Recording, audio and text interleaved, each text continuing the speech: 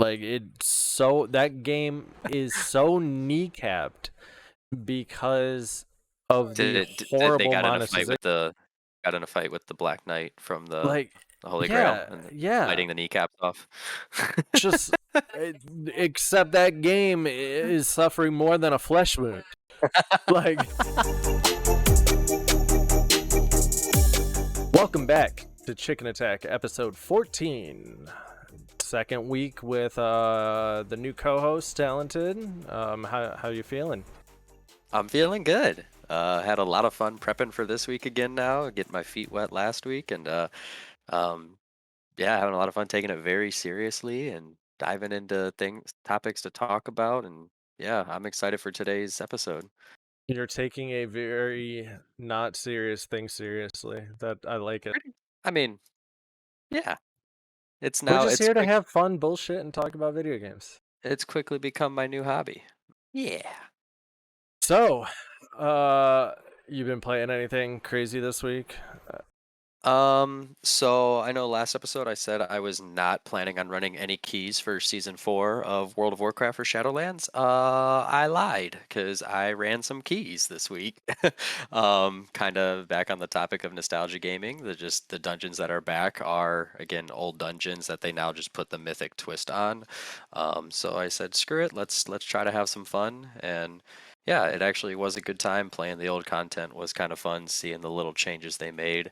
But I'm playing super casual with it this season versus what I did last season. But no, I That's was good. thinking about picking back up Roller Coaster Tycoon of all the random things possible, but we'll hit on that topic later as to why I'm thinking of picking that back up. I do have it for the Switch.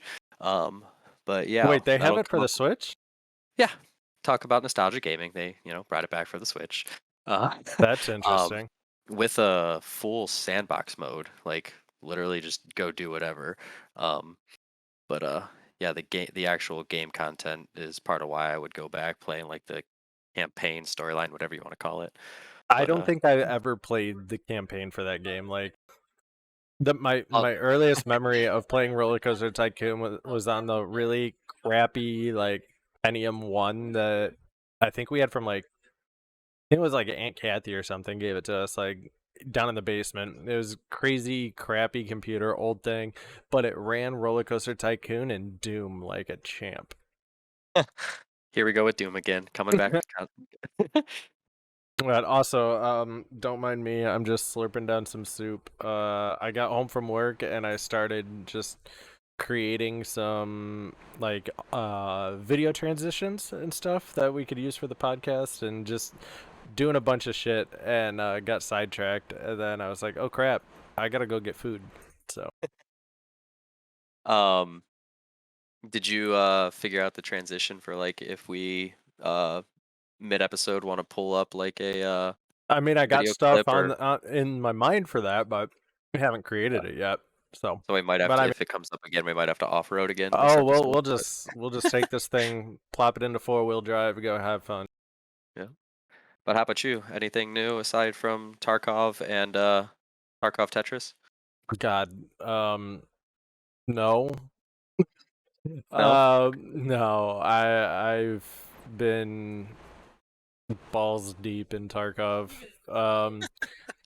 I downloaded another game, like That's I progress. installed one.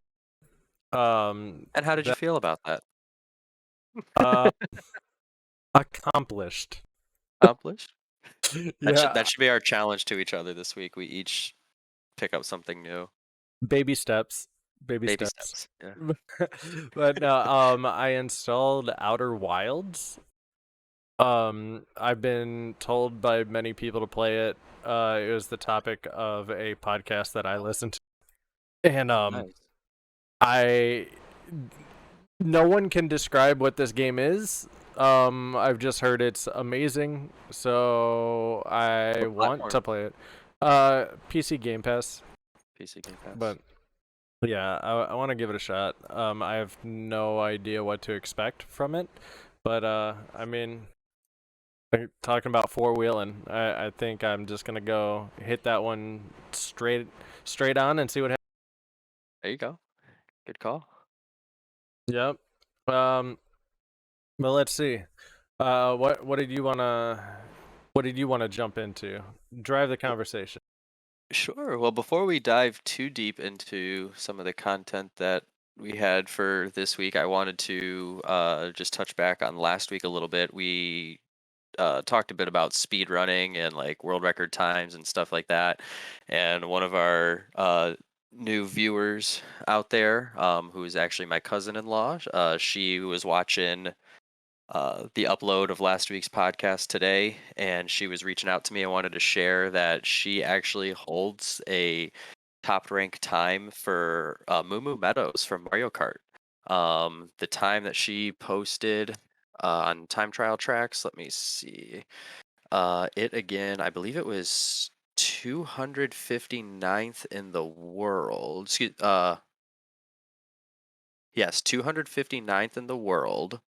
But the catch with that, she was using the motorcycle, and she actually has the second fastest motorcycle time in the world on that map.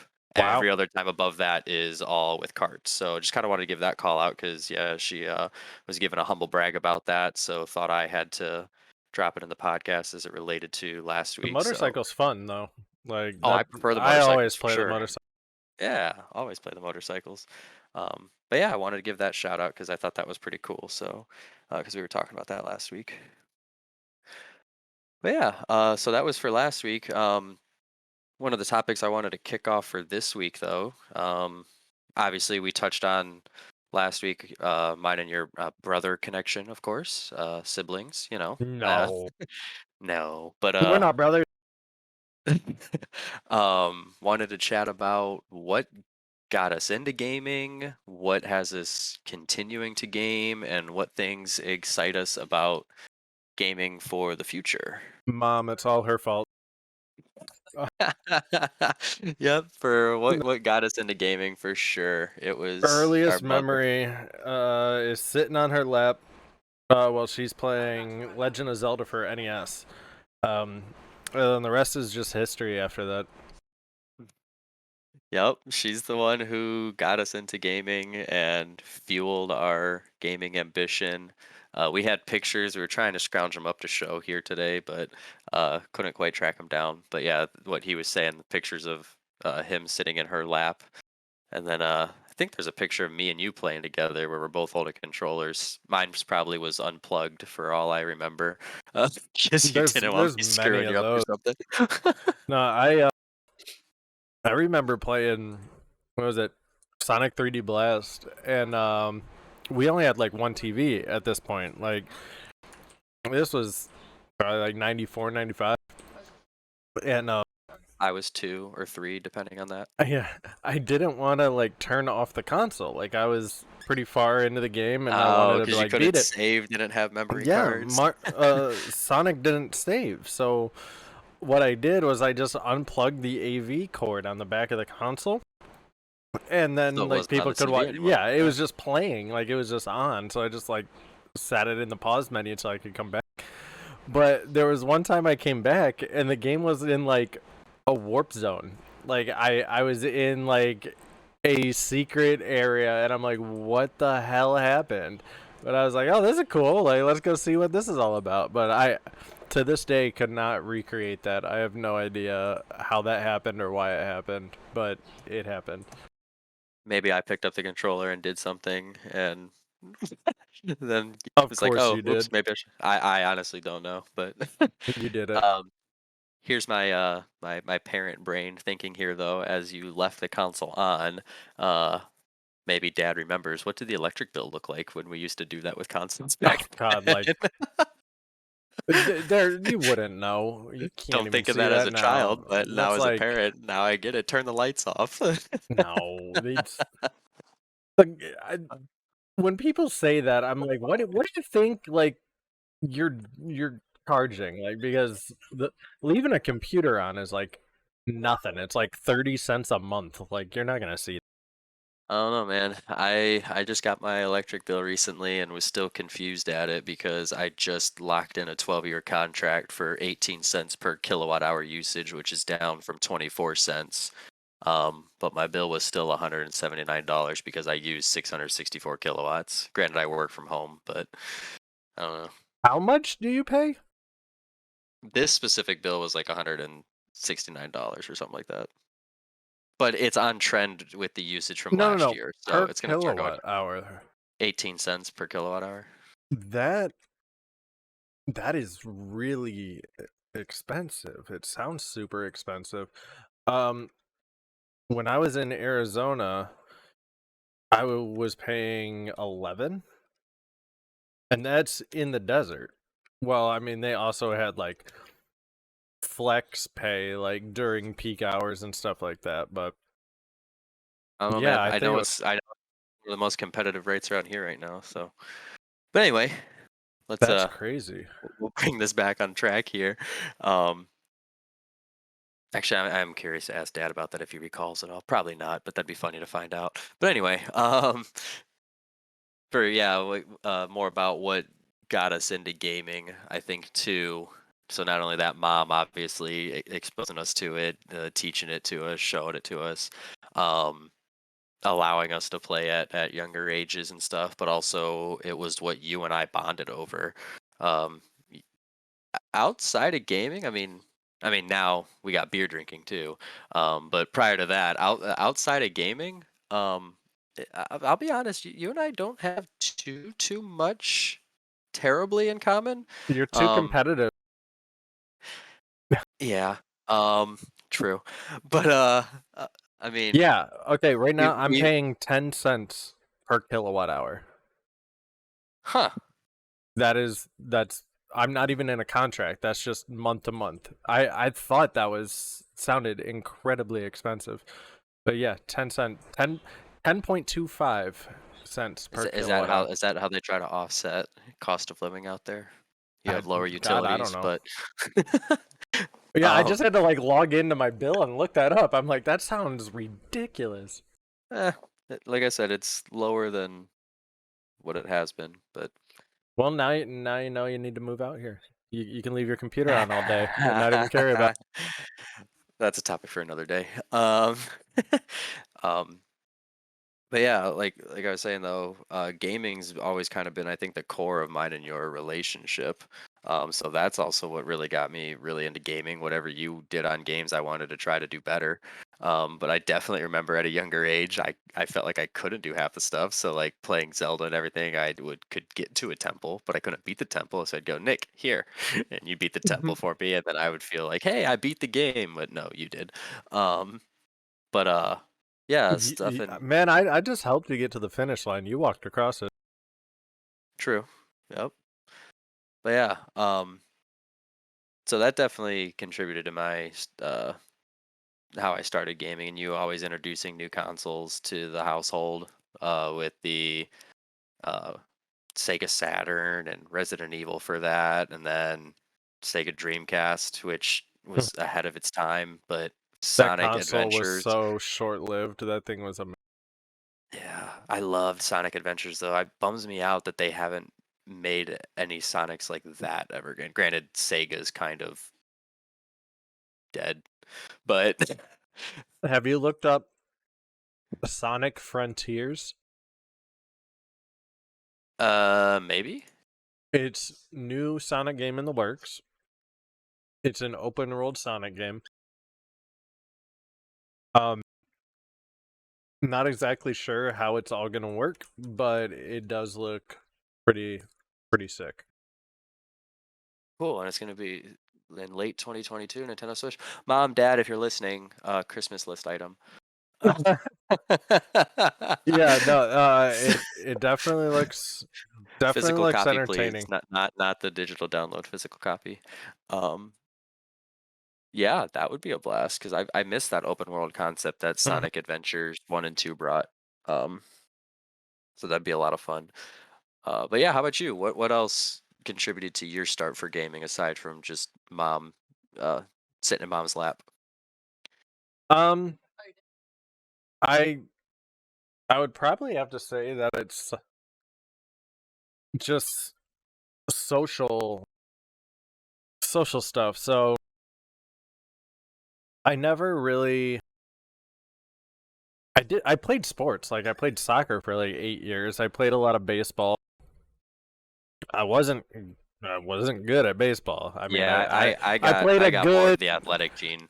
I pl- Depends on what sport there, buddy. Slow your roll there, All Holmes. of them? All of them? Okay. I've seen Let, you throw a football. It's not pretty. let's go pole vault. Let's go play paintball. Okay, timeout. Okay, paintball, yes, you would kick my butt in paintball. Pole vault, I guarantee you, give me equivalent training that you had, I would be jumping higher Uh than you. huh. Uh huh. Uh-huh. Uh huh. Uh-huh. Okay. Let's go back to junior high cross country then, bud. Yeah, who broke all your 8th grade records his 7th grade year? I This still guy. have I still have a winning more winning season than you. So if you go by win total, yes, because you ran 2 more races. So Mhm. you won 8 out of 10. I won 7 out of 8. So if we go percentages, I'm pretty sure I I beat have you more still. wins. You have the winningest. Yeah, It's okay. so apples to We apples. both win. But So yeah, I have a 87.5% win percentage. mm, You had an 80%. So but I would say that like a lot of my friends like we just video games is what we did. Like just played games. remember beating games for Dennis and all them. They would trade us their games and have us I beat it for them, remember unlock him everything, and being hand it like, back. "Hey, go beat everything, unlock all the cheats and all the bonus characters in Perfect Dark," and then I'd give him back the cartridge like 4 days later. Hindsight, we should have charged for that and invested it for our college funds. I should have started a business. Be like, ship me your game cartridge. We'll unlock everything for you. But I mean, there were cheats and everything that did it faster, probably for free too. I remember Game going to the Genie. library. The library, it was like 2 blocks away from the old house, and excuse me, this was when the internet was like really in its infancy, and I was downloading like walkthroughs and like strategy guides and everything off like prima.com and printing it out on like the dot matrix like connected like perforated paper, so it was like accordion folded like book. Yeah. That's ridiculous. Yeah, that was fun stuff, good times. But I haven't thought about that in forever.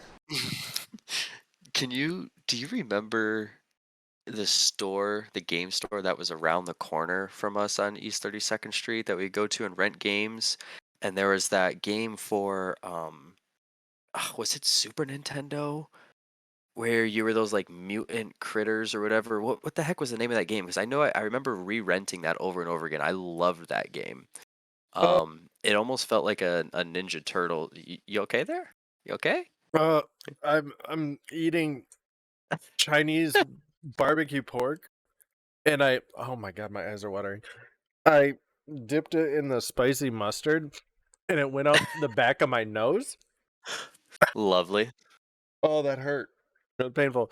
It was Our Place Video was the name of the Yes. place. Do you remember the name of that game? No, I don't remember the name of the game that you were talking about. I don't I even think remember us owning a Super Nintendo. That was the only console we so. didn't have. So maybe it was for like we eventually got one. There's one at actually I think they sold it That's in a recent yours. garage sale. That was yours. Um, You got that at some Actually, point. it was Allie's. Allie bought it at a garage sale That's and so then random. passed it to me. Yeah, and So then the I think only we were game that I just remember like renting multiple times was it was Perfect Dark like before we bought it. no. It was SmackDown or something. It was some like wrestling game for the Genesis. I remember Street Fighter and playing as Wolf or Virtual Fighter That's rather. Virtual Fighter, Yeah, and playing as we Wolf. got that. We owned that. Hmm. Because it was like mom bought us the 32X like Yes. edition, and like that didn't sell well at all. So when she went to like Toys R Us, when you used to go to like toy stores to buy video games because video game stores weren't a thing, um they were just discontinuing and like clearancing out all the 32X games. So she comes home with like 20 of them. She's like, "Here, I got you stuff," and The it's like, Star Wars, "What?" yeah, the Star Wars one was a lot of Yeah, fun. I got a Could couple of never them here finish the actually. Death Star run. Yeah, I got a Uh, couple of the games here still. But Perfect Dark and GoldenEye. what was it? No, Majora's Mask actually got from Nintendo Power. From they had like a thing to where you could pre-order it through the magazine and they would like send it to you. Really? That's how you Yeah. got them? Yeah, those two I did get through that. You remember collecting the Nintendo Power books, and on the spines, you collected all of them in series that formed a picture? I actually sold my collection to a collector out here. He bought all my Game Pros and all my Nintendo Powers. I forget, I think I sold like in a big box for like 80, $90 or something. Nice. But Solid stuff. yeah, Good I was like, "What stuff. are you gonna do with this?" And he's like, "Oh, I'm just gonna like look through them." And I don't know if I talked to you about it, but there's a guy, the Game History Foundation or whatever, Frank Cifaldi. That's the kind of Yeah. stuff that they're really into. Like, apparently they have like every game magazine like cataloged, so you can go and like do research on like how marketing was for Ocarina of Time in 1995, like when they first announced it, things like that. And I kind of wish that I kept them. I just don't have room where I'm currently at. Yeah. So That's all good though. Um, but yeah, definitely what got me into gaming was the camaraderie and bonding with you was the biggest things, of course, and mom exposing us to it. But yeah, and here we are, you know, 27, however many years later since I started gaming, and we're still talking about games, playing games, tossing games around. And then just how much the community's grown, not just between you and I, but just everything is awesome to see. And transitioning into what has me continuing to game right now, it kind of is that now. I mean, before you had the MMOs and stuff like that, mass multiplayer online, you still had the social environment where people, you can still, that's what you gathered for, friends coming to the house and stuff like that. I remember for your Sweet 16, the Halo LAN. yeah, Like what I was it? You had guys had like, and dude, yeah, you had like 16 TVs in the basement or something like Yeah, that. we And had two full games going, and people were still showing up at like 1 a.m. to date my brother here, his 16th birthday would have been in 2004. So TVs back then were still massive, and people were literally bringing in these big tube Yep. TVs, like 32-inch tube TVs, which was the top of the line back then. Um, but yeah, so it had that community atmosphere then. But then once everything has gone MMO, um, just how you can connect with people all over the world now, and Yep. the social outlet that it has further grown into. Um, it's really helpful for, people who may be more introverted, but playing a game, they can get on and be a different avatar or something and socialize with other people, and then that's the way that feel most comfortable socializing versus going out in a physical setting. Well, not So only that, but people that can't go out, like people that are handicapped, true. like being able to play games, is a way for them to socialize. What is it? Able Gamers. It's a handicap gamer foundation, to where they work hand in hand with a lot of game developers to do accessibility options and everything in games. Like one of the big things that they pushed for in their infancy was having remappable controls on console games as a standard. Um, you never used to be able to do that until recently. And then they partnered with Microsoft to do the Microsoft Adaptive Controller, the one with like the different like mouth buttons, the cheek buttons, and everything, like the big button Huh. pads and everything that you can plug in and create like your own like controller. Um, But yeah, that's like their whole thing is trying to just change these little things that you and me we would never think about, like quick time sequences in games where you have to like hit the A button like 40 times in 3 seconds. Like some people can't do that. So instead of smashing the button, just have them hold it down. Like just Yeah, being able to complete a game however you play it. Like it just I couldn't even imagine like putting 100 hours into something like Skyrim and then getting to a point to where like I can't physically finish would it. be unable to Physically beat can't it. finish Like it. Yeah. that would be so I'd feel so bad. Like that'd just be awful. And Hmm. it's things like that that we need to like think about when creating these games. Well, that's cool. I didn't realize that was a thing that was kind of already out there. So see, you're learning me again here. Um, yeah, that is real cool though, because yeah, and that's what like again kind of has me continuing a game. The inclusivity, right? I'm saying that right? Mm-hmm. That the gaming community can foster. Um, you just find a single game that two people enjoy, and that's all you need. It almost makes you feel like you're when you were kids back on the playground. All that mattered was how old are you? Well, I'm 5. I'm 5 too. We're best friends. It's like nowadays, what do you play? I play World of Warcraft. Oh, I do too. Here's my gamer tag, and boom, that's Mm-hmm. that. So that's what has me continuing a game. That and how much it's evolved in the form of like story writing, immersion, and things like that has all grown and, in my opinion, fostered so well and become so much more creative and stuff like that too. So, Mm-hmm. because that's what I really appreciate with gaming. Um, yeah, how about you? What's kept you in it from growing up to now? Um, it's definitely the social aspect still. Um, just playing with my friend. I remember back in high school, like when we would do the Friday night LAN parties, like every week. There was one point to where I vividly remember being like, "Oh, am I still gonna be playing World of Warcraft when I'm 30?" Spoiler alert: I'm 34, and I'm looking forward to Dragonflight. That's gonna be fun as hell. I'm But not. oh, get out of here! You're gonna play it. You'll start playing it like 3 months after we do, and then you're gonna bitch at me because I stopped playing by that point. And I mean, we do this every expansion. Why is it gonna be different this time? But Because Wrath of the Lich King is going to be running parallel with it at the same time. yeah, but that's garbage. We've done that already. Wrath was my favorite expansion. But Cataclysm was a ridiculously close second only because you and me raid leading, me, you, Jamie raid leading uh, at the end of that expansion. That was a blast. Jamie's gonna very much appreciate that shout out there. Yes.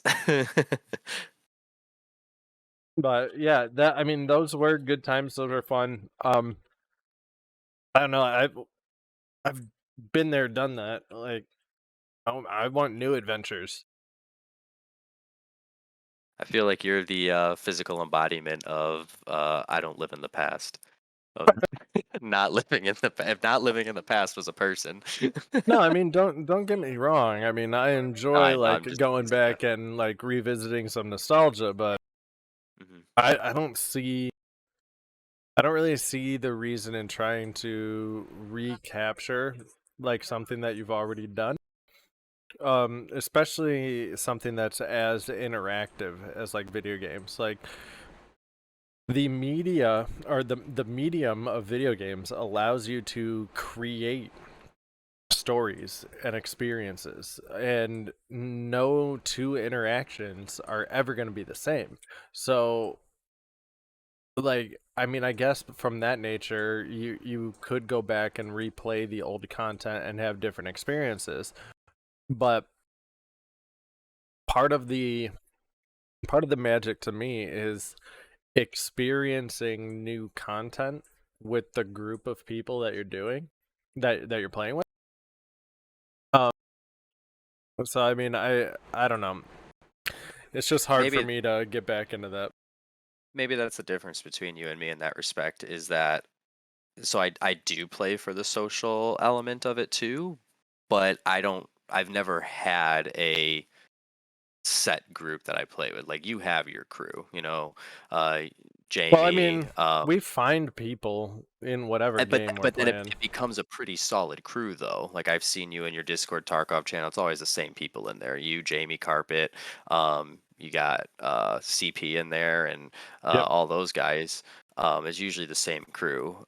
For me, I'm like a lone wolf who posts up with groups at times. And I'll hang with the group for a while, and we do the Oh, that's things, but kind of then fun though. You could just bounce around from island to island, experiencing well, everything the world has to give. I mean, and that's kind of what I do. Like I said, I had my Australian crew that I played with for a while in season You're a 2. gaming Um, wanderlust.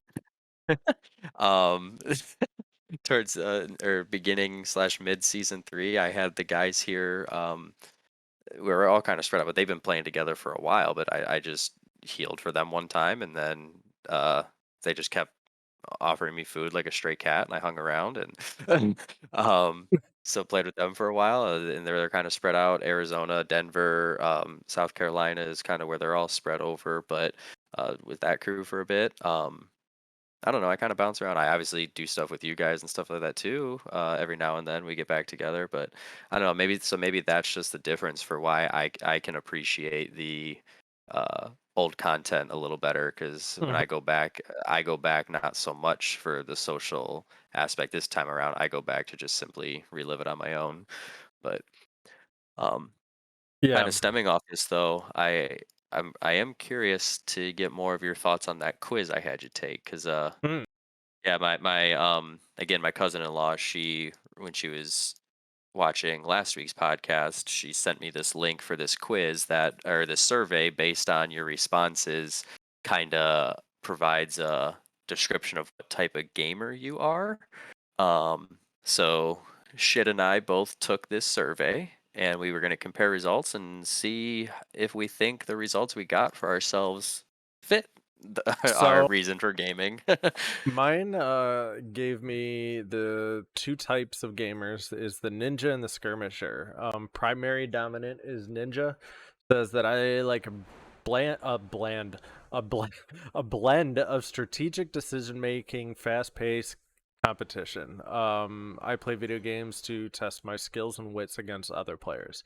That one's pretty spot on. Especially in like if I think back over the past like decade, the big games that I've played have been like Counter Strike, Call of Duty, Valorant, World of Warcraft, Tarkov.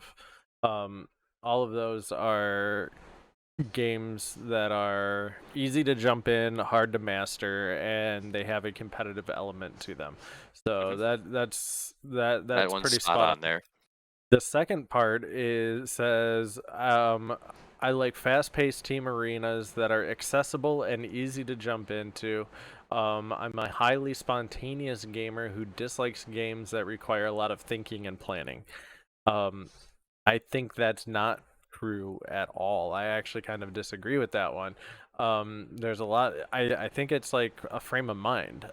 So there's a one game that's known to require a lot of thinking. It's very plan based. Is Civilization.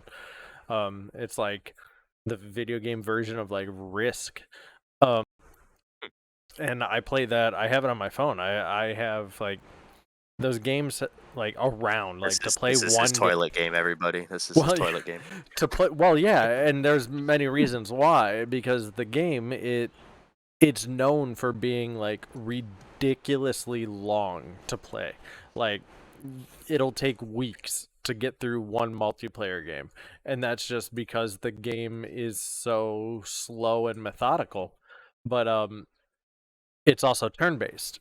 So you can play like 3 or 4 turns, turn off the game and then just come back to that game like a week later, pick it back up. So I think it's definitely that part's not very true, or at least the way that they have it summarized.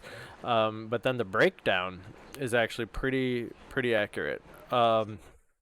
Says action Action mastery, action and mastery are about matched at like 50% of why I like to play a game. Hmm. Social is like 92%, almost 100%, which yeah, I pick a lot of my games via social interaction. I'll play a lot of games that I wouldn't if my friends are playing. Hmm. Um, but then the real low side of this is like immersion. I don't really care too much about being immersed in a world. Like World of Warcraft, I literally just go pick up a quest, hit accept, run away, go to where the blinky light tells me to, grab my XP, do it again. Like, like I've tried to play that game by like reading everything and like immersing myself in the world, and about one level into doing that I'm like, fuck this shit, it's way too slow. Like, let me go grind some dungeons, get some gear. And then achievement hunting is something that I could give two shits about. Like, some of them um, are fun, some of them are if it's a challenging achievement, if it's like go do this crazy ass thing that no one else does, I might actually do that. But if yep. it's like go pick one of every fucking flower in the game, I'm going to be like, nah. So like the achievement that I did for the if you Amy's just pointing at herself. She's like, I'll pick one flower. well, how many battle pets did she have when she was um playing? Jamie, how Like, Miles wants to know how many battle pets you have in WoW right now. Like, It's I think in total the game has like close to 900 and she's got like 780 something. Like yeah, she's got the vast majority of every battle pet you can get. It's ridiculous. to give Yeah, a she comparison. tracks it on a spreadsheet. Like Oh God. that's like her thing. She's like just if she re-ups WoW, she's doing it to go collect some pets. Like no other reason. To give a comparison, I just signed in and pulled mine up. I'm only sitting at 308 pets, and that's with a lot of them being like duplicates. I'm pretty sure it counts because you can have up to three of the same pet, you know. So I'm pretty sure it counts all those in that total. Oh, Um, here we go. They are up to 1,500, oh, good and lord, she's probably around 800. So she's got like over halfway half. there and living on a prayer. Uh-huh. Yep. Um, yeah, I would have to agree with your the profile breakdown. But yeah, the second gamer type motto was off. And I'm thinking back to the survey, wondering what information may have skewed it. And my initial hunch is maybe when it was asking about what mobile games or something you might play may have potentially skewed some of that. But I don't know, because I know when I was taking the survey, there were some of the questions I don't remember them specifically now, but in the moment I read it, I was like, I'm gonna like Here we this go. is this is situationally dependent how I would actually respond to this question. But I actually pulled up her wow, WoW armory. armory. Yeah, she has 792 unique pets. So that's not counting doubles of anything. No, 792 92 unique. unique. So she's over halfway. Yeah, Wow. That's like me and my Korok farming. that's Um, so many pets. that is. Yeah. But But yeah, yeah, I agree again, yeah, with the profile breakdown, but only one of the two mottos. For at least what I would classify you as gamer mhm. wise. For me, I thought mine was pretty spot on across the board. My two mottos, Gladiator and Bard, where Gladiator is a competitive gamer who are more likely to identify as hardcore. I'm like softcore hardcore. And they want games to engage them in using a broad spectrum of features. They are looking for an epic skill-based experience in the games they play. So that's spot on. You like Because your that's games like you like your antibiotics, broad spectrum. oh god. You Anyway, wanted to cover all the bases. the bases are loaded. Um, the second motto is Bard. or bards are team players who want to chat and interact with other players in game worlds that are rich with lore, stories, discovery, and customization. So, again, touched on my social, like that's not my primary thing, but I do like games where I can chat with other people, especially when it's around the things of lore, stories, discovery. And for them, a game is a grand story that emerges from a community of players. So I agree with that one too. And then yeah, for my profile, 89% mastery was my highest one. Um, Action and social were my two lowest at 47 and 49%. Creativity was at 84, achievement was 62, and immersion was 76. So I agree with those. And then Interesting. looking at secondary, and see, this is one because I know Oh there were shit! I questions didn't in even here. know that that was there. The secondary, yeah. Yeah, Um, my I know 90 is 5% competitive. for you, Yes. yeah. My competition's only 28%, and see, my completion and competition ones are the two that I think are skewed just based on the responses I gave to some of those questions, because I think those are ones that, depending on it, go either way. Like competition, like I'm not so much into like the first person shooters as much anymore and this and that, but in my mind, the competition with myself is still high. So like grinding, doing the Mhm. achievements for the mythic dungeons and stuff like that, and potentially beating out my friends with IO scores and stuff like that. That's the type of competition I like. So, Um, or you just trumping whatever you do. what are Um, your game recommendations? oh, that's on here based Yeah, on this. click the button to the right of the little graph. It says Oh, view I see game it. Video game recommendation. recommendations. So Generating recommendations. listen, Let's listen to see. this. The top five. I'm gonna. Here's three off the top five: Counter Strike series, Counter Strike Global Offensive, and Valorant. So you've played all three of those. The other two are Brawlhalla and Rocket League. So mine are all. A lot of them are games I haven't played yet. Well, I've played some of the series of What's these. on there? Number one's Monster Hunter. It's Monster Okay. Hunter series. Um, my cousin-in-law was just actually talking about this one today, or today as well. Dragon's Dogma is the second Okay. one.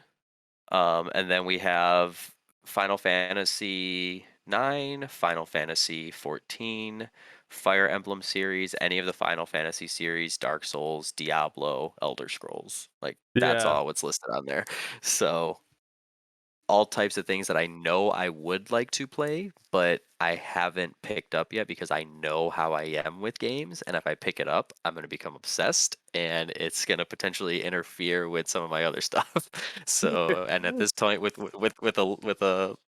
you know, with a 1 year old, I don't have time to really sit and play a game the way I would want to play it at the present moment. If I click the niche games at the bottom and switch from balanced, the what is this, like the 10th one on here is chess.com. Like Huh. it just wants me to go play chess. It's like there You you know what, go, you'll be competitive. Nick? This could be a fun way to like we said, pick Yep. up a new game for this week and talk about it next week. Let's pull one So off these lists. Oh, Majora's Mask is on here for me for really, popular games. so Yeah. I don't know if this will work for you because you didn't haven't paid for it for Game Pass. But there's a button on here that's here it is. It goes, it's what will you play next, and you just click the surprise me button, and it just randoms a game. Huh. So But it yeah, should this button might not be visible to me because that I'm not seeing that button did anywhere. did you open if you open up the Xbox app on like the PC on your Oh, computer? Yeah, meh. yeah, But yeah. There's anyway, there's a yeah. button that just says surprise me, and it just randoms a game. Side note, how Majora's Mask came up again. Uh, I don't know why, but I find it really weird. I've been thinking about this a lot actually lately. And also repping Zelda gear. This Ocarina time, but and my Mario hat. Um, but I don't know why, but when I go back and replay Majora's Mask, Mhm. I don't have like the same level of remembering what to do that I have whenever I replay Ocarina of Time. Like I could beat Ocarina of Time with my eyes closed. I'm almost positive of it. But Majora's Mask, like I like half the stuff I don't remember.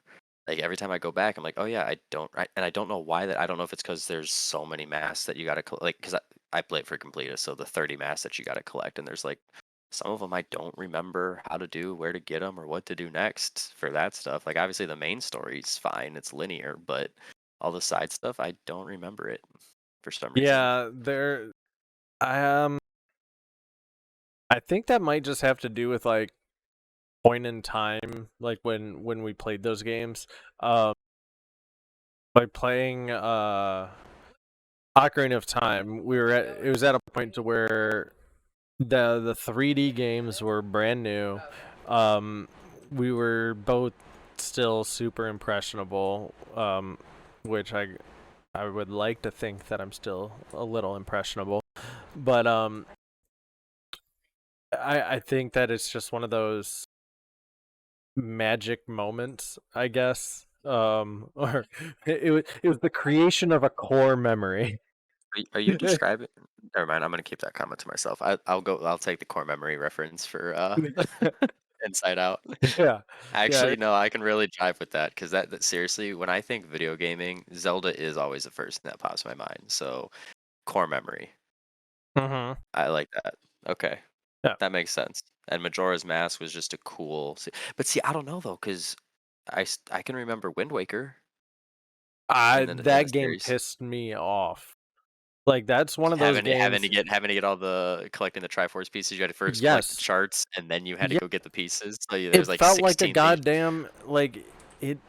It felt like an achievement hunt. Like it didn't feel like there was no sustenance to that game mechanic. Like it was just there because someone was like, Exploration. It wanted you "Yeah, to but feel the why?" world.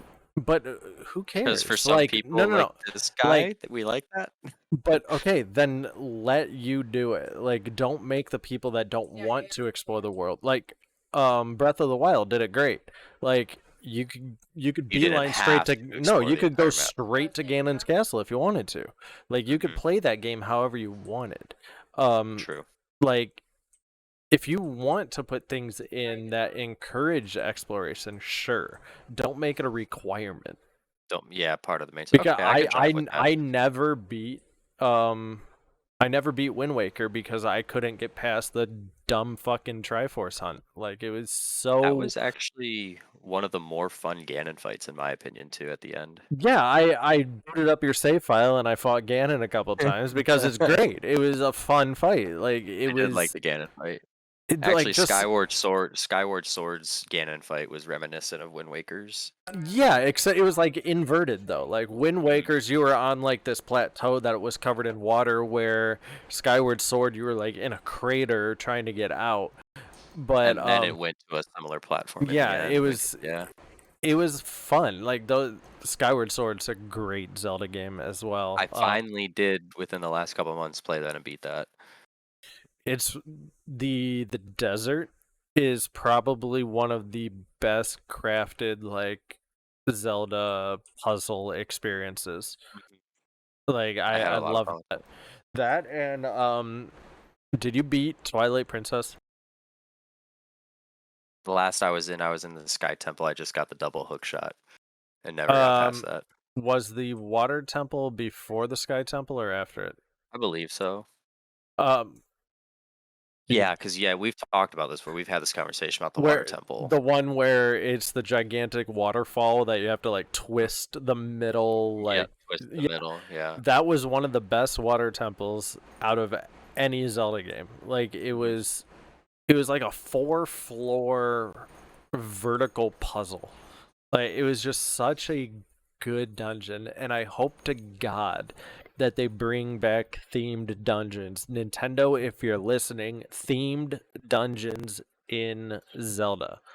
It's a Yeah, requirement. I did miss that with Breath of the Wild. Just Like the all the shrines and then the couple they yeah, they weren't the really shrines distilled what's fun about a dungeon. Like it took the bite-sized puzzles and made them very digestible, but Hmm.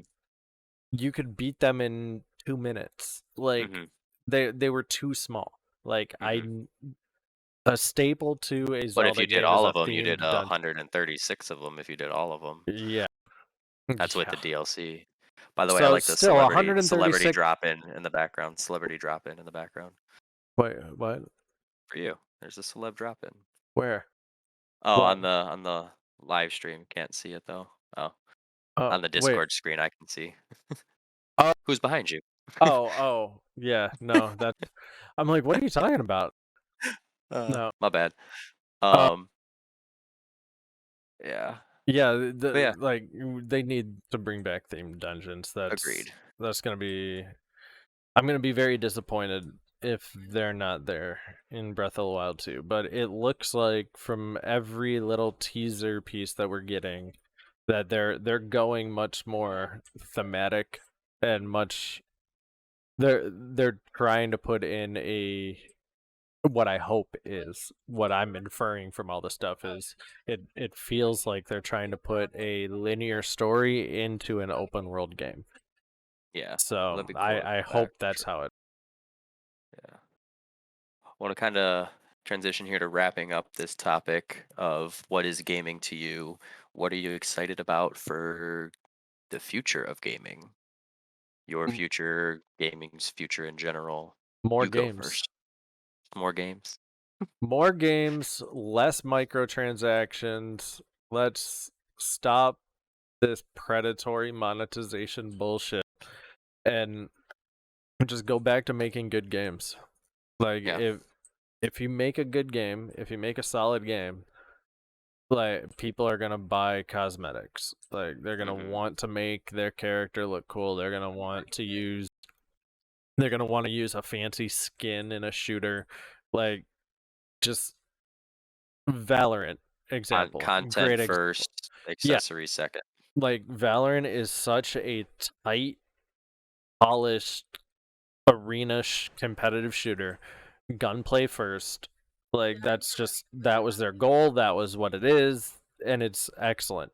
But they're making hand over fist money because they're charging $100 for 6 weapon skins. Like, and people are eating that shit up. Like, they put 1 or 2 out every other month. Like, yeah, so there's so much money going into that. But then you look at games like Diablo Immortal, to where they take an excellent game and just neuter it. Like that game is so kneecapped because of the Did they horrible monetization. got in a fight with the Black Knight from Like, the Holy Grail yeah, and yeah. biting the kneecaps off? Just except that game is suffering more than a flesh wound. Like, Just but a flesh wound. but like the gamers are like we're over here like looking at it like holy shit that game's on life support. But then like the company's like oh my god money in my face. Like they're just shoving Benjamins down their throat. Like I think the number I just saw is they made like a hundred million Out of dollars. context, that can be taken a completely different way. They made like $100 million in the first month, but the game like the biggest bullshit move in that game is did you ever play Diablo 3 or any of those yet? I haven't played in the Diablos yet. I should Okay. though. They're right available for me in BattleNet and stuff. I should get on them. So once you get to max level, like the whole thing's about loot grinding, right? Like that's the game. Like you keep doing the content over and over and over through like hordes of demons to try to get the best gear. But after you hit max level and you get max gear, you can start doing what are called rifts, and Mhm. you push the level of them and you increase the difficulty by doing like a plus 10 or whatever, kind of similar to mythic Mythic dungeons. dungeons. Yeah. Um, but imagine if WoW said in order to get a chance at Okay, here. If you run a regular mythic, a mythic 10, you have a 5% chance at getting the gear, Hmm. getting the plus 10 gear. But if you give me $3, I'll give you a gem that you can slot into the keystone that will increase that odds by 5%. You give me $20, I'll increase those odds by 30%. How I'm many picturing you in a back alley with your trunk open right Well, now and be like, yeah. Like, you want you want what you're buying? Like, you want to see my wares? Like, exactly. But like, who the fuck is gonna go? Whoa, man! Like 5 extra% for $3? Why not? Like, I spend that on my morning coffee. Yup. Like it's just So it's it disgusting. Like and it there, takes away from the integrity of the game. it does. It's So I think you and Costin covered this in previous things, like yeah. pay to win, pay to Oh, it's stuff like that. 100% pay to win. When the the people that dump the most money into that have spent over $100,000 on their characters on a mobile game, Uh, and they're Buy like a they have the house. top gear. Like the number that I saw is in order to max out your character, get the top level gear, top level gems, all of that shit, you're gonna have to spend upwards of $114,000. How is that legal? Like you know me, I fucking hate regulation. Like I Yeah, think there's but I this think you're there's a about to lot say of should stuff. be regulated. Yeah, there's a lot of stuff that we should keep regulation out of. But when industries are unable to act ethically, something needs to be done. Like Well, they're taking advantage of their customers. you and I have talked about this offline. This is what happens when these gaming companies are now being run by business people rather than gamers. Exactly. If Because if gamers are running it, in theory, the integrity is going to stay because they're going to design something for what gaming is to them, what gaming is to the community, and stuff like that. Whereas when business tycoons take over, they just see ways Yep. to inflate their pockets. They're like, how do we increase revenue? And it's Hmm. like, well, if we do this, like, it's just if you make a good game and you treat your customers and your players with respect and integrity, like they're the ones that are keeping your company up. Like It almost they're becomes trusting word of yeah. mouth advertising. They're gonna talk about the game with other people. It's Oh gonna go around, and you let the game for you. It's the same reason right now. Do you ever see commercials on TV for root beer for either of the brands, for Mug or no, I forget the other one? That's right, no. because root beer speaks for itself. They don't need to advertise. Root beer Like sucks. That's why they don't advertise. root beer's good. Agree to disagree. But anyway, But uh, talking about fake false advertisement and like everything.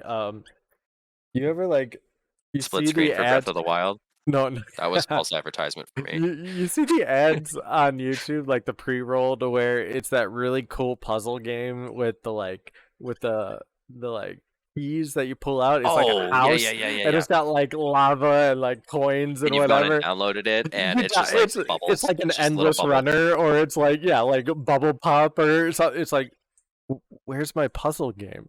Yeah, where's my Like, puzzle game? Yep. like I want that game. Like I want to play that game. Just to drop lava on the dude.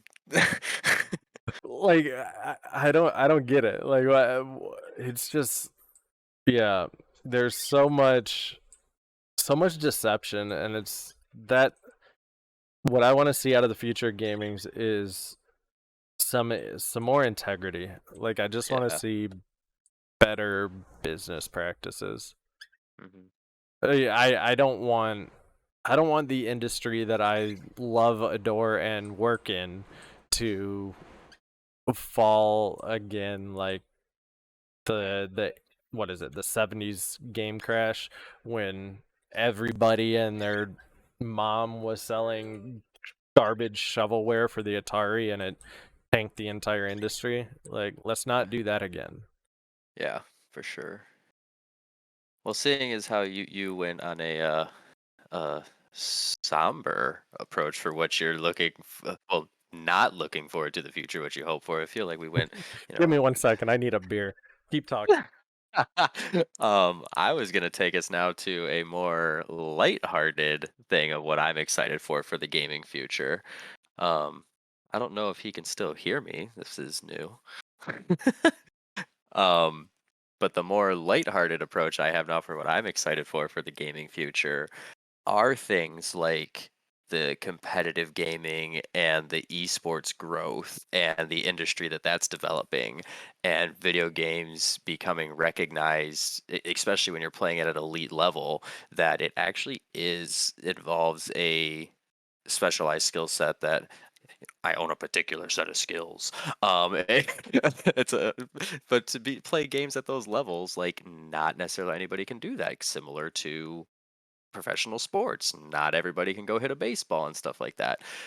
The fact that that's being recognized now, and you're seeing the esports community grow, and Not only that, but like, like at a collegiate level, like well, there's well, what actually like scholarships Well, to go play not games. only that, yeah, scholarships for that, but there's also courses now. There's like esports management Hmm. degrees that you can get now. You can get your degree in esport management, or esport marketing and esports Oh yeah. advertising. To me, that is awesome because video games for so long I felt have had that negative, and you and I've had this conversation, and this is going to be a great segue into our next topic here. But video games have that negative stigma of rotting people's brains or the cause for all this increase in violence and things like that, da da da da. And you and I've talked a lot about this offline, that some of that may be true through some lens or just some mild extent, but all the positive that gaming can bring is so overlooked and not taken seriously. Um, but that's what But I'm excited for, talking is about that part of the industry building. yeah, it's super interesting to think about what the future of competitive games and everything is gonna bring. Yeah, But talking about like it's like been on. I've special seen things on skill. ESPN before, Oh yeah, but yeah. yeah, go ahead Um, though. what do you think the average, just without looking this up, what do you think the average age of someone in the Overwatch League is?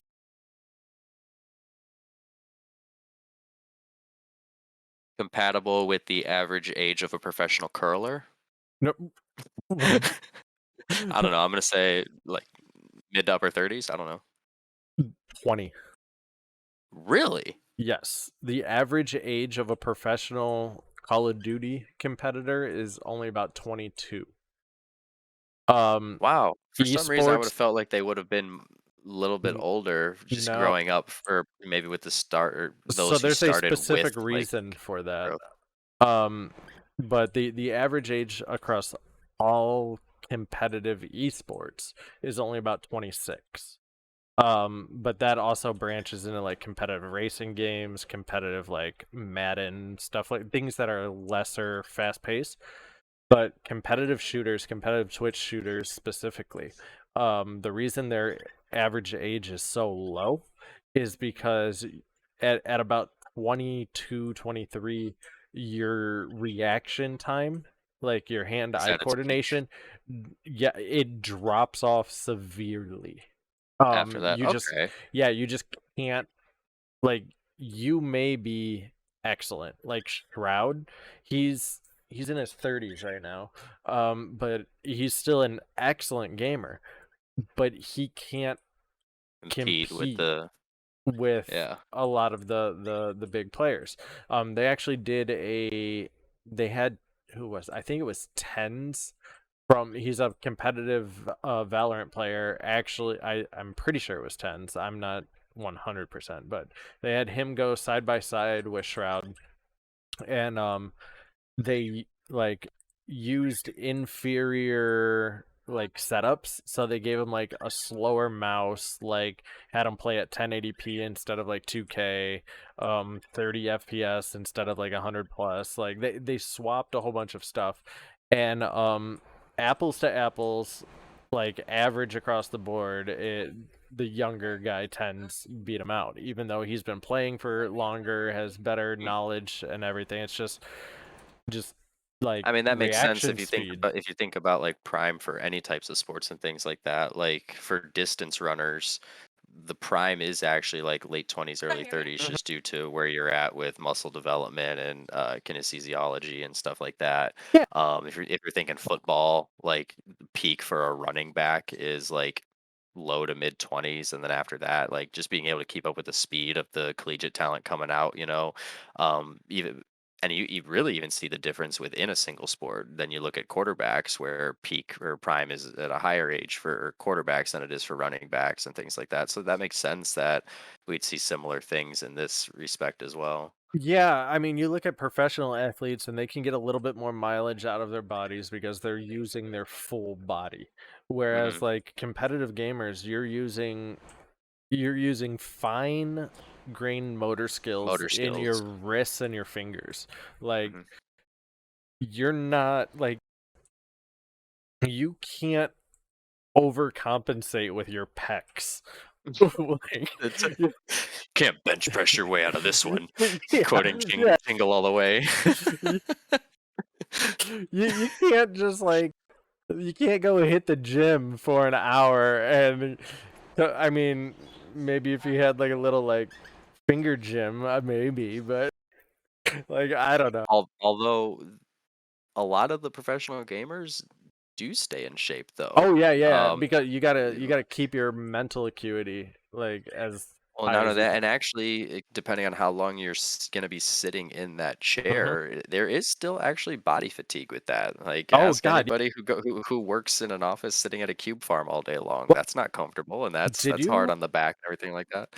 did you hear about was it uh the the most recent Mythic raid race um in WoW Liquid Hmm. Team Liquid they actually dropped out of the competition.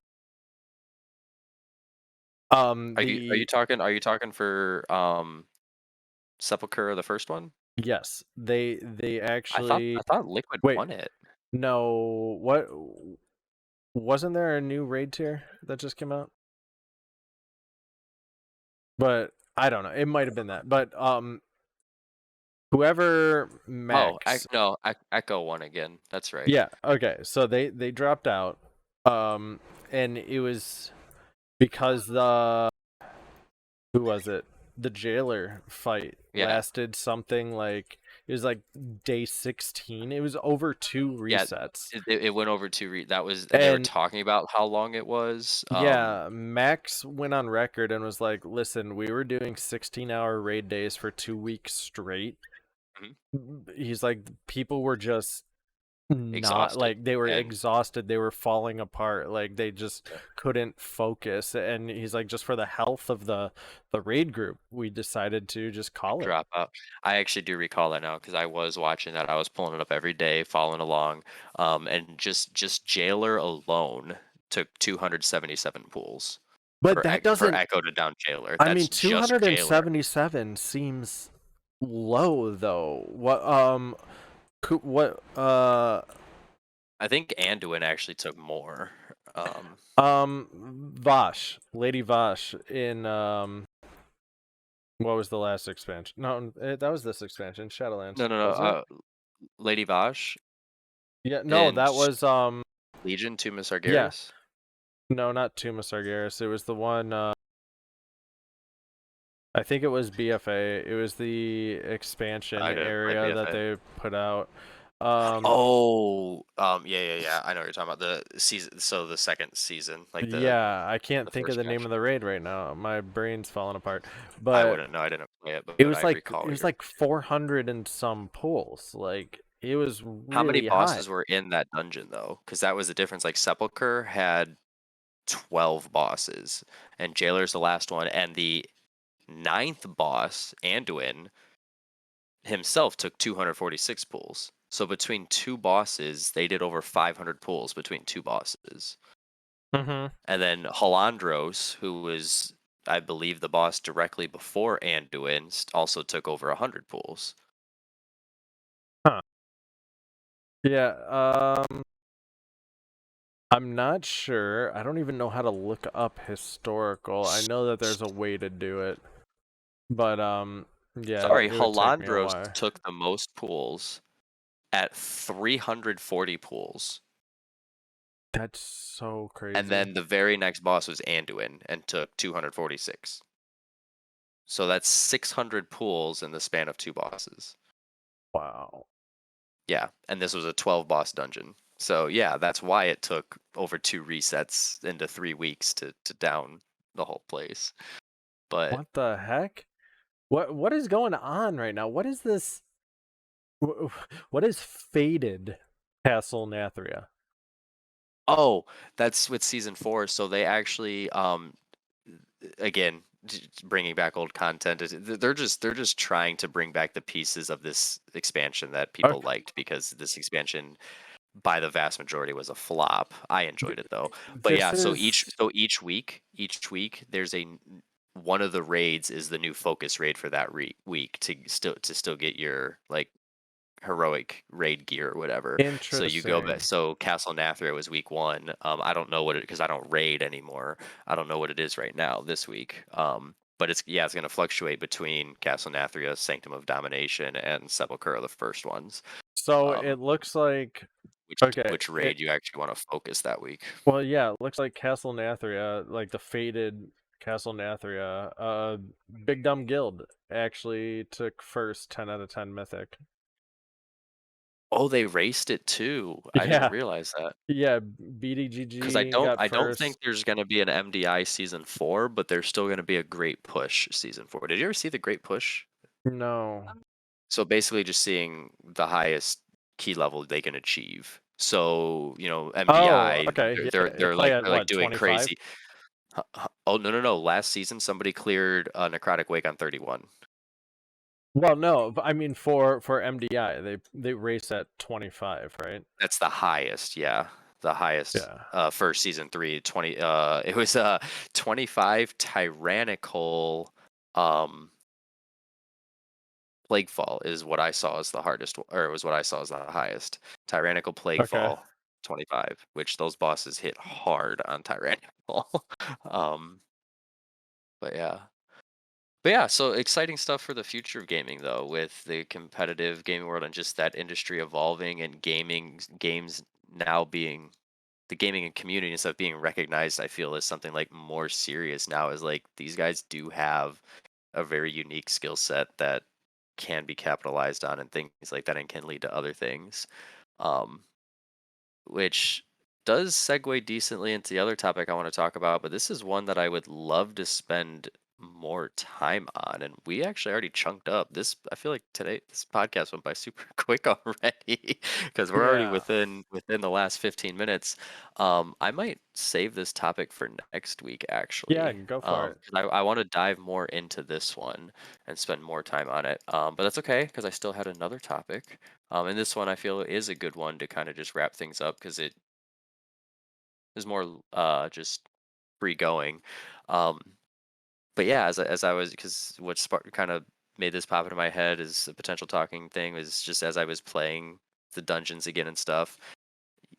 Every boss you pull in WoW they all say something, they're like, "Oh, Mhm. you should not have come here," or whatever, and this and that. And they all have these unique voices and stuff like that. And I was like, that's fun to think about what goes into voiceovers and voice acting for video games and things like that. So I was kind of curious about like researching a little bit, researching, look more so just looking into what goes into voice acting and stuff like that and how like companies find voice actors or how voice actors, get their stuff out there. And I found some interesting stuff. So Here we obviously, what are you Oh, looking at? I finally found the number I was looking for. It was it was Queen Ajara, not Lady Vod. Okay, And it took the method 359 pulls.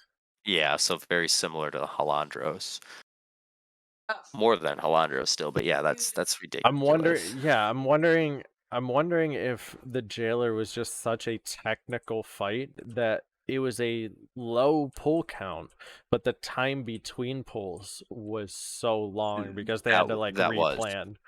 That was. No, the fight was ridiculous. If you haven't watched it, I'd recommend watching it. There's like 4 phases to it or something stupid Yeah, like I that. did tune into some of the raid race, and I was just like, what?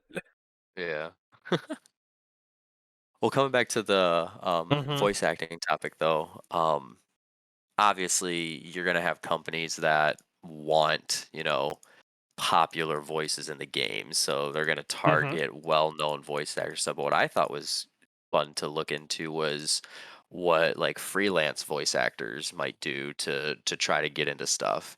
And actually, it involves a lot of content creation type skills to do what they do. The article I was looking at, um, she was just writing about the day in her own life of what she does to be a voice actor, and it's constantly like she does voice training.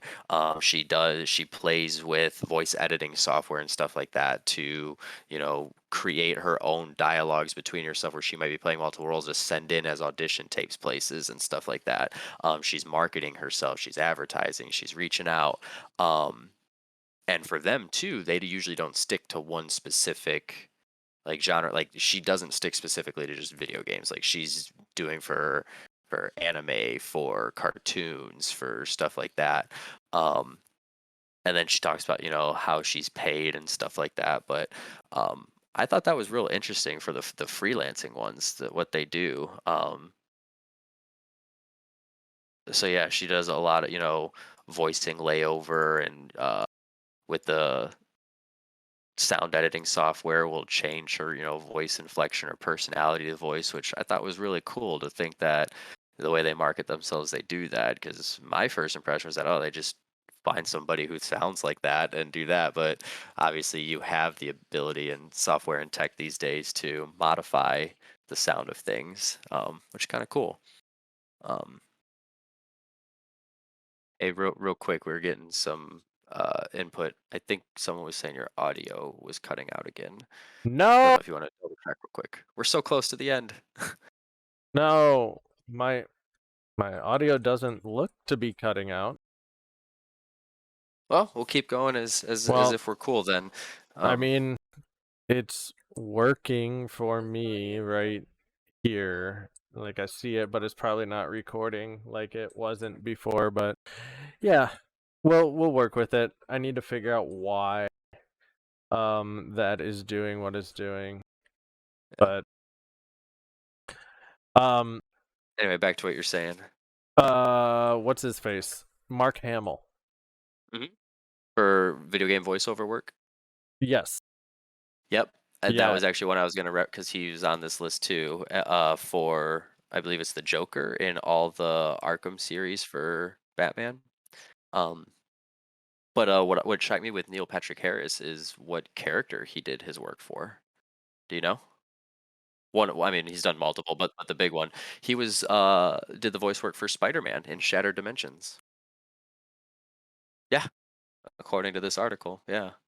Um, some of the other names on here that I thought were kind of cool. Michael Clark Duncan, Atlas in God of War 2. You know who Alan, probably gonna butcher his last name, Alan Tudyk is, or Tudyk. 'Cause I was looking at him the one day 'cause, Lindsay and I, we were watching Resident Alien, 'cause he plays the main character in Resident Alien, that series. If you Season 1, fantastic, season 2, eh. But anyway, I then was kinda looking into other stuff he's been in, and yeah, apparently Disney loves recasting him in stuff because everything he's been in has, like, been very successful. But then I looked at the roles he was in all of these things. So he was Hey in that. Have you seen Encanto, right? Yep. You know the parakeet that Yep. follows her up, Yeah. uh yeah, that's voiced by him. He has like a single squawk in the movie. Mhm. He's in Raya and the Last Dragon. Yep. He's Tuk Tuk. Uh, like Yeah. he voices all these random animals. Yeah, it's hilarious. That's kind of a talent in itself too. You look at what I mean, now we're diving into movies, but Vin Diesel and Groot, Yep. you know. Like, he only has 3 words, but you need to put the proper emotion to those words based on the context of what Yep. scene it is in the movie. Um, but yeah, there Alan was Tudyk also voices Iago in the live action Aladdin. Yep, I believe it. This one I But thought was cool. Keith David. really? He was the arbiter in the Halo games. Okay. Yeah, Did so you I just thought that was cool. Oh, Kiefer Sutherland was on this list too. really? Oh yeah, he Mhm. did do some voice acting. Metal Gear Solid Yeah, and Call of Duty World at War. he was a Solid Snake or was he Liquid Snake in Metal Gear? According to this, he was Big Boss in Big Metal Gear Boss. Solid Okay, 5. so technically Liquid. Gotcha. But yeah, that God, if you like story and immersion, go try to make sense of the Metal Gear like story, and I'll talk to you in a decade. Like that, it's so convoluted. But yeah, Alan Tudyk. If you want to see some good stuff that he's done, go watch Firefly. I actually have never watched Firefly. I know Uh, you had the collection or yep, whatever series, collector series of it or whatever. yep. Um, Gone too soon. Oh my god, I'm looking through his IMDb. yeah, He's the voice of Sunny in iRobot. really? Yep. I can see it with the animated facial expressions now that you said that. That's funny. He had a spot in Halo 3. Yeah, he's all over the place. He's such a versatile dude. He has so much stuff under his belt. The last one I'm gonna call out from this list just because the game he's in is so fitting. Sam Jackson in Grand Theft Auto. I did not know that one. Yeah, That's Grant hilarious. he's Tenpenny in Grand Theft Auto San Andreas, which Wow. the only Grand Theft Auto I ever played, if you remember, when we took the PS2 up to Canada and we were playing there, and I never played it for the way it was meant to be played. Like Oh yeah, no. I would steal a car, and then after that Mhm. I'd get it a paint job so the cops stopped following me, and then I obeyed the traffic laws and just drove. What? Dude, I was so young. I didn't know. I thought it was just cool to just be driving around in a convertible. I thought that was fun. That I mean, My I was I know a lot of people don't play that game the way it's meant to be played. They go like just steal a car and drive around like a driving sim, like just mow people down, whatever. Don't even actually play the game, but they like play the game. But I don't know many people who obeyed the traffic laws. Yeah, I was dumb. There Fun are fact though, yeah. when we were for the listeners right now, when we were up in Canada for this time, it was also right around the time the first Harry Potter film came out, and we bought it in Canada, and it's not called the Sorcerer's Stone outside of the United States. It's called the Philosopher's Stone. So the copy that we have on DVD is Harry Potter and the Philosopher's Stone. So little Harry Potter trivia for you there. Yep. That was interesting. Mhm. But what was I? Oh yeah, there are Grand Theft Auto like role playing communities to where people will RP as the police, and they'll actually have there's like mods to where you can have all the police cars, all the people playing police online, have radios so they can actually like radio each other for like backup when they're chasing like a felon and stuff like that. It's kind of fun. But What? yeah, Oh my gosh. One. I'm probably not gonna get to it because I know no, we're that's getting good. to the I was just end. gonna say I feel like that role playing in that scenario is gonna can lead to a virtual Stanford prison experiment vibe where Yeah, the they could yeah. do a bunch of weird shit with that. But anyway, yeah, we're right at time now. Yeah, this one went by really fast. I felt like It did.